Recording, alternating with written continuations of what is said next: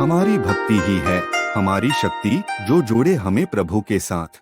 दोस्तों, आज मैं आपको बताऊंगी भूखा राजा और गरीब किसान की कहानी।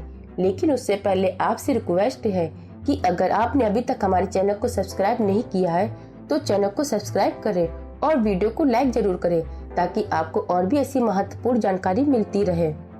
सालों पहले एक नगर का राजा अपने राज्य में रात को अपना रूप बदलकर घूमता था। वो रूप बदलने के बाद लोगों से मिलकर अपने यानी राजा के बारे में जानने की कोशिश करता और उनकी समस्याओं को समझता था। एक रात जब वह नगर घूमकर आया तो अचानक जोर से बारिश होने लगी।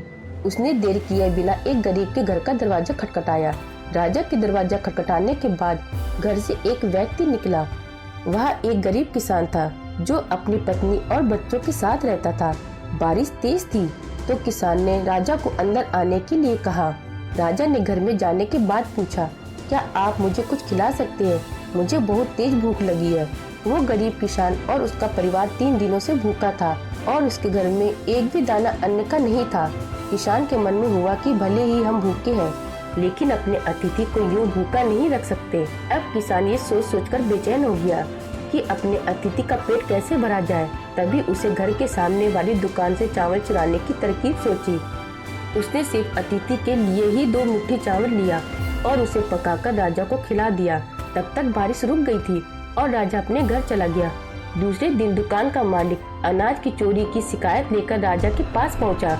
राजा ने दुकान के मालिक और गरीब किसान को अपनी सभा में प्रस्तुत होने का आदेश दिया। सबसे पहले सभा में पहुंचे किसान ने राजा के सामने जाकर अपनी चोरी का इल्जाम कबूल कर लिया और बीती हुई रात की पूरी बात राजा को बता दी। किसान राजा से कहता है कि मैंने चोरी की, लेकिन मेरे परिवार ने उस अनाज का एक भी निवाला नहीं खाया। गरीब किसान की बातें सुनकर राजा बहुत दुखी हुआ और उसने किसान को बताया कि अतिथि के रूप में मैं स्वयं तुम्हारे घर आया था। इसके बाद राजा ने सभा में पहुंचे दुकानदार से पूछा कि क्या आपने अपने पड़ोसी को चोरी करते हुए देखा था?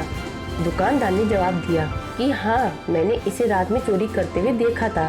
दुकानदार की बात सुनने के बाद राजा कहता है कि इस चोरी के लिए मैं पहले जिम्मेदार हूँ और फिर दूसरा तुम हो, क्योंकि तुमने अपने पड़ोसी को अनाज की चोरी करते हुए देखा है, मगर कभी उसके भूखे परिवार को नहीं देखा। तुम अपने पड़ोसी होने का धर्म बिल्कुल नहीं निभा पाए।